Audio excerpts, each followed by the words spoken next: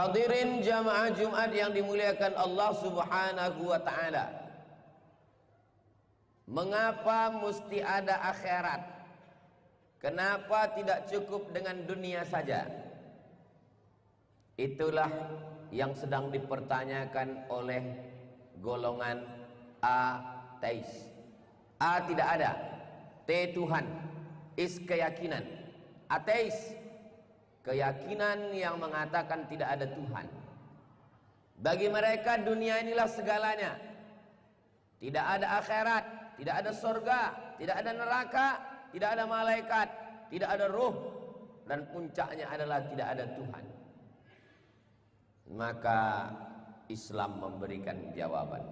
Kenapa mesti ada akhirat? Orang yang paling kaya yaitu Qarun, maka bagi Qarun dunia inilah segalanya. Tapi setelah Islam datang, dunia tidak ada apa-apanya. Dunia hanyalah satu tetes tangan yang dicelupkan. Jari engkau celupkan di tengah samudera yang luas, lalu tarik ujung jarimu. Air yang menempel di ujung jarimu setetes, itulah dunia wahai Qarun. Sedangkan alam semesta, lautan, samudra, itulah akhirat. Dunia tak ada apa-apanya. Dengan meyakini ada akhirat, orang yang kaya raya hilang keangkuhan dan kesombongannya. Kalau tidak ada akhirat, maka mereka akan mengatakan, akulah segalanya. Tapi ketika Islam mengajarkan ada akhirat, mala a'yunun ra'at, belum pernah dilihat mata, wala uzunun sami'at, belum pernah didengar telinga, wala khatara ala qalbi bashar, belum pernah terlintas di hati manusia. Bersimpuh sujudlah Utsman ibnu Affan yang kaya raya, Sa'ad bin Rabi' konglomerat. Begitu juga dengan sahabat-sahabat Nabi, Abu Talhah, Abu Dihdah. Ternyata apa yang saya diterima di dunia ini hanya setengah sayap nyamuk. Begitulah cara Allah menghilangkan keangkuhan, menghilangkan kesombongan. Orang kalau sudah terlalu tinggi jabatan, maka akhirnya dia akan meratakan bahwa dialah segalanya. Puncaknya dia akan berkata, ailahun ghairi, adakah Tuhan selain aku? 400 tahun berkuasa, namanya Namrud, lebih hebat dari Fir'aun. Puncaknya Namrud berkata, ailahun ghairi, adakah Tuhan selain aku? Karena dia tidak meyakini ada akhirat. Islam datang. Wahai penguasa-penguasa, kalian yang berkata bahwa kalian yang hebat di atas dunia, maka sesungguhnya kalian akan mati. Kalaupun kalian berkuasa, itu titipan Allah. Tu'izzu man tasha, Allah mengangkat setinggi-tingginya. Wa tuzillu man tasha, Allah menjatuhkan sehina-hinanya. Akhirnya Namrud yang berkata, tidak ada Tuhan selain aku, adakah yang lebih berkuasa selain aku? Allah mematikannya dengan sangat hina. Innallaha la yastahi ay yadriba mathalan ma ba'udatan fama fawqaha. Allah tidak malu menciptakan seekor nyamuk. Nyamuk itu terbang masuk ke dalam hidung, masuk ke dalam telinga Namrud, menembus otaknya, menggigit otak kepalanya. Dia pukul kepalanya tidak hilang, dia hantukkan ke dinding, dia pukul dengan palu godam, akhirnya mati dalam keadaan terhina. Adakah yang lebih hebat dari Fir'aun? Sampai hari ini peninggalannya masuk dalam salah satu dari 7 keajaiban dunia. Dia berkata, tidak ada Tuhan selain aku. Ana rabbukumul a'la, aku adalah Tuhan kamu, kata Fir'aun. Falamma adrakahul gharaq, matinya juga menyakitkan. Kita tidak sanggup minum air garam, asin, kering di tenggorokan. Fir'aun bukan hanya sekedar terteran air garam. Air garam itu masuk ke dalam paru-parunya. Bayangkan sakitnya paru-paru diisi air garam. Ketika mumi ditemukan, tidak mungkin ada air masuk ke paru-paru, karena Allah sudah menciptakan mekanisme tubuh yang begitu indah. Orang kalau sambil bicara, sambil tertawa, minum, dia akan tersedak, dia akan batuk, air akan tertumpah keluar. Tapi Fir'aun mati dengan sangat menyakitkan. Air garam tertelan masuk ke dalam paru-parunya sampai akhirnya dia mati. Dan ketika muminya digali, ditemukan ada garam di dalam paru-paru. Kematian yang hina, kematian yang sangat menyakitkan, kematian yang tidak ada apa-apanya dibandingkan dengan kuasa Allah Subhanahu wa taala. Air yang dikatakan bisa mematikan, menyelamatkan Nabi Musa alaihi salam. Bukankah dulu dia yang mencampakkan Nabi Musa? Bukankah dulu dia yang akan membunuh Nabi Musa? Ibunya diilhamkan Allah, wa auhayna ila ummi Musa an ardi'ih. Kalau engkau takut anakmu disembelih oleh Fir'aun, susukan anakmu.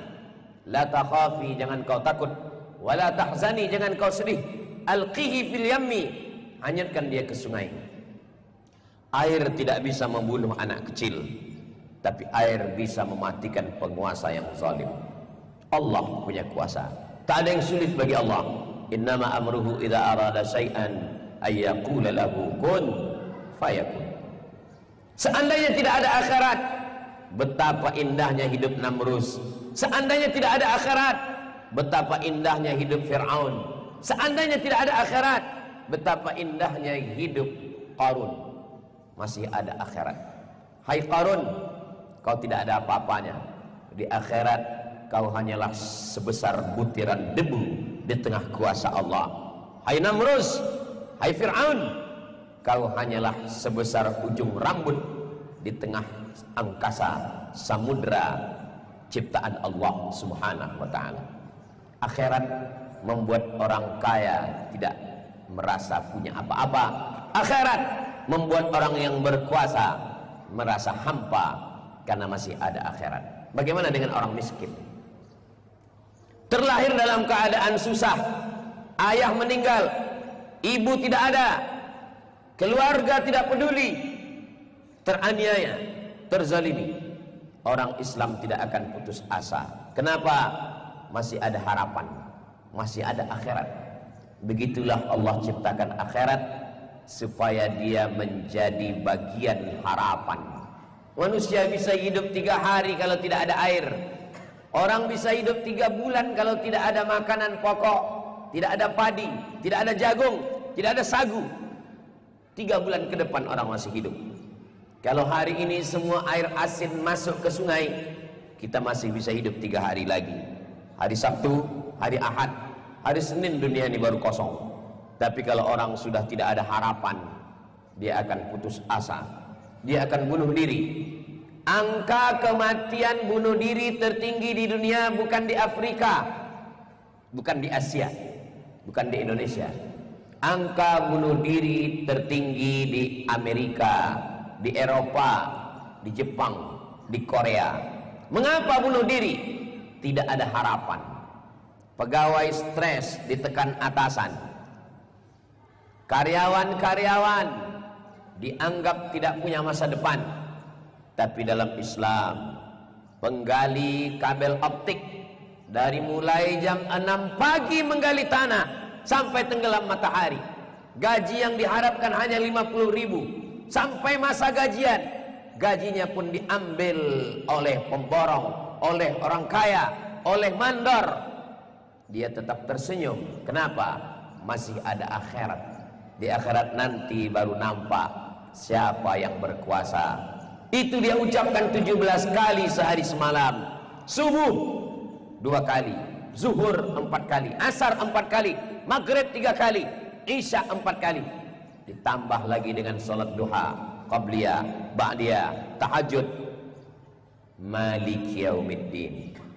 Malik, engkau yang memiliki yaumiddin, hari pembalasan, hari akhirat. Hai orang zalim, hai orang yang memakan gaji karyawan, hai orang yang tidak mau berzakat, Hai orang yang tidak peduli kepada fakir miskin, Malik Yaumiddin, ada akhirat. Dunia ini hanya sekejap sementara. Umur umat Nabi Muhammad sallallahu alaihi wasallam baina sittin wa sab'in, antara 60 tahun sampai 70 tahun. Tapi akhirat khalidina fiha abada, kekal selama-lamanya. Begitulah Allah menciptakan ada akhirat, supaya yang hidup jangan putus asa, supaya yang kaya jangan bangga, supaya yang punya kuasa jangan semena-mena, supaya yang susah jangan berkeluh kesah. Yang susah tetap bisa tersenyum, karena sesusah-susahnya di dunia masih ada harapan bahagia di akhirat. Yang kaya tidak boleh semena-mena, karena nanti akan dituntut di hadapan Allah. Faman ya'mal mithqala dzarratin khairan yarah. Sebesar biji sawi, sebesar ujung rambut, sebesar tapak kaki semut yang hitam, akan dituntut, diminta tanggung jawab di hadapan Allah Subhanahu wa ta'ala. Itulah mengapa salah satu rukun iman antuk minabillah, beriman kepada Allah, wa malaikatihi, beriman kepada malaikat, wa rusulihi, beriman kepada rasul-rasul. Beriman kepada Allah, antuk minabillahi wa malaikatihi wa kutubihi wa rusulihi wal yaumil akhir, beriman kepada hari akhirat, bahwa dunia ini akan berakhir. Kita akan diminta tanggung jawab di hadapan Allah. Kullukum min Adam, semua kamu dari Adam. Wa Adam min turab, Adam dari tanah, akan kembali ke dalam tanah, akan dimakan cacing tanah, akan diminta tanggung jawab di hadapan Allah Subhanahu wa ta'ala. Abu Jahal, Abu Lahab tidak percaya dengan hari akhirat. Datang Asi bin Wa'il membawa tulang kering yang sudah tidak lagi ada lemak tulangnya, tidak lagi ada urat-uratnya, sudah menyatu dengan tanah. Lalu dia bertanya kepada Nabi Muhammad sallallahu alaihi wasallam, "Ahyuhyi rabbuka hadzal 'azama ba'da ma baliya wa ramma?" Apakah Tuhanmu bisa menghidupkan tulang yang sudah kering, hancur berkeping ini? Nabi sallallahu alaihi wasallam diam. Wa ma yantiqu 'anil hawa, dia tidak boleh berbicara mengikut hawa nafsunya. In huwa illa wahyun yuha, yang dia ucapkan itu adalah wahyu dari Allah Subhanahu wa taala. 'Allamahu syadidul quwa, yang diajarkan oleh dia yang kuat, kuat fisiknya, kuat akalnya, kuat tenaganya, Jibril alaihi salam, makhluk yang dikirim Allah untuk membawa wahyu. Nabi menjawab, "Qul," katakan ya Muhammad sallallahu alaihi wasallam, "Yuhyiha alladhi anshaha awwal marrah." Dia yang akan menghidupkan tulang itu kembali, karena dialah yang menciptakannya pertama kali. Sebelum ada, dibuatnya menjadi ada. Setelah ada, dibuatnya menjadi tiada. Setelah tiada, dibuatnya kembali menjadi ada. Itulah dia. Wal awwalu, dia yang pertama. Wal akhiru, dia yang berakhir. Bukankah dia yang tidak memiliki awal dan akhir? Bukankah dia yang tidak awalnya, tidak ada akhirnya? Wujud, dia maha ada. Qidam, dia tidak berawal. Baqa, dia tidak berakhir. Kenapa dalam Asmaul Husna dikatakan huwal awwal wal akhiru? Dia yang pertama dan terakhir.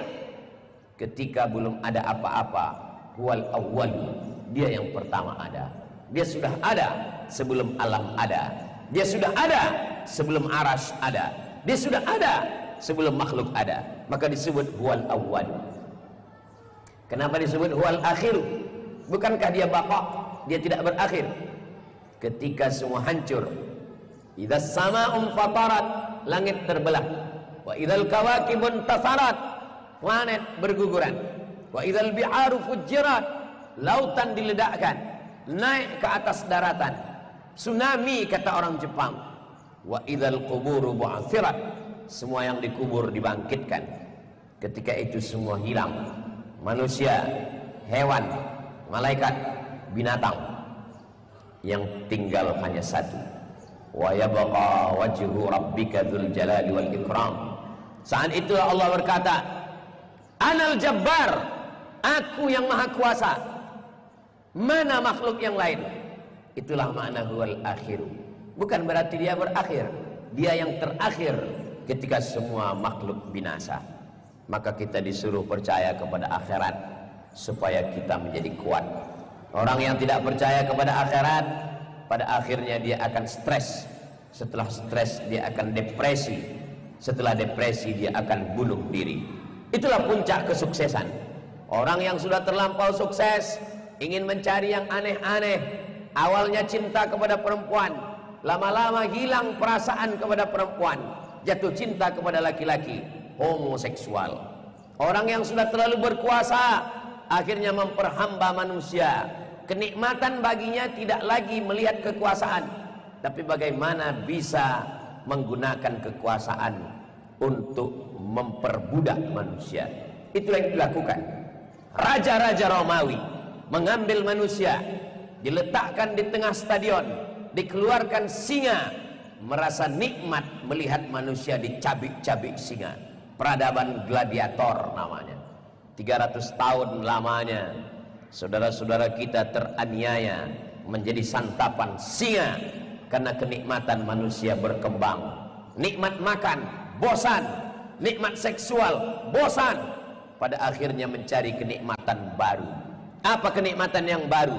Melihat manusia teraniaya. Itulah peradaban Eropa. Itulah peradaban. Difilmkan, dipertontonkan. Awalnya ingin berburu binatang, berburu singa ke Afrika, berburu harimau ke Asia. Lama-lama muncul ide gila, ingin berburu manusia. Maka ada manusia-manusia yang dicari, ditangkap, dilepas di tengah hutan, diburu. Kenikmatan gila, karena pikiran manusia terus berkembang. Islam datang mengajarkan kita bersaudara. Semua manusia ini bersaudara, terlepas dari perbedaan warna kulit, suku, bangsa dan bahasa. La yu'minu ahadukum, kamu tidak beriman hatta yuhibba li akhihi, sampai kau sayang kepada saudaramu ma yuhibbu li nafsihi, sama seperti sayang pada diri sendiri.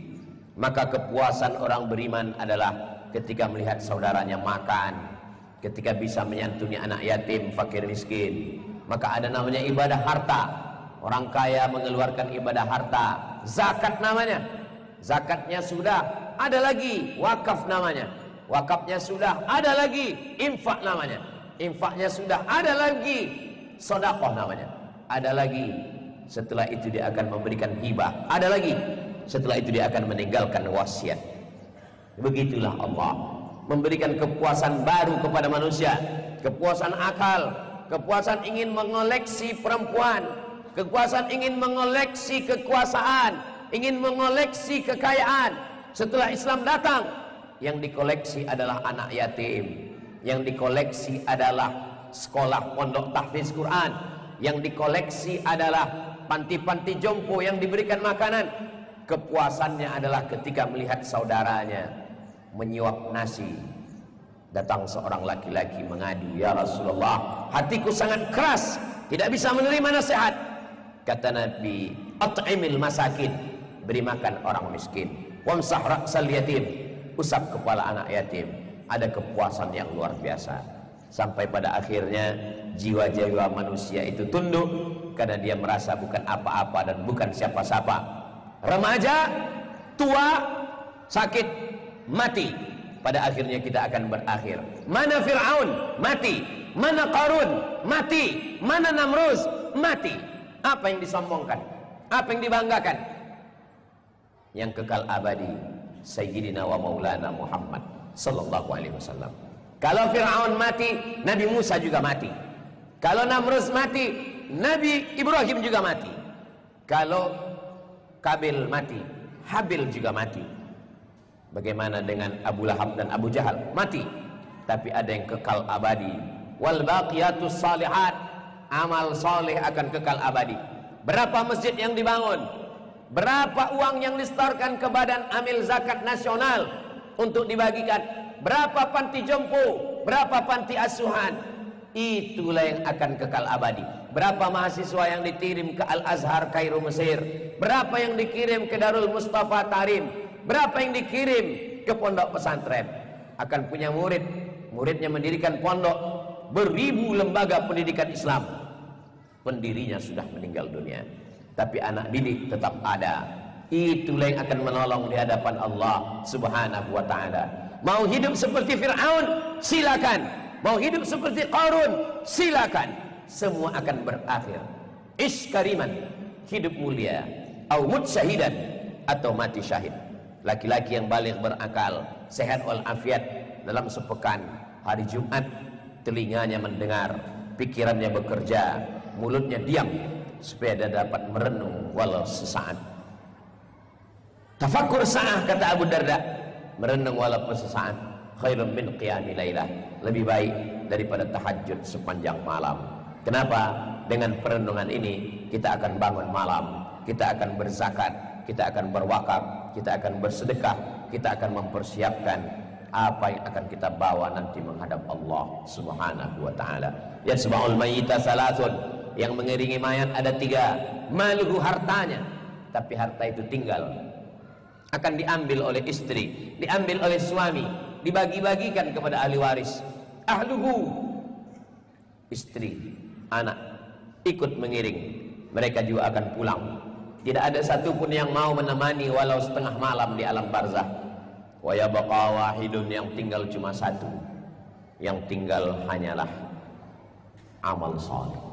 Barakallahu li wa lakum fil Qur'anil azim, wa nafa'ani wa iyyakum bima fihi minal ayati wa dzikril hakim, wa taqabbala minni wa minkum tilawatahu innahu huwal ghafurur rahim.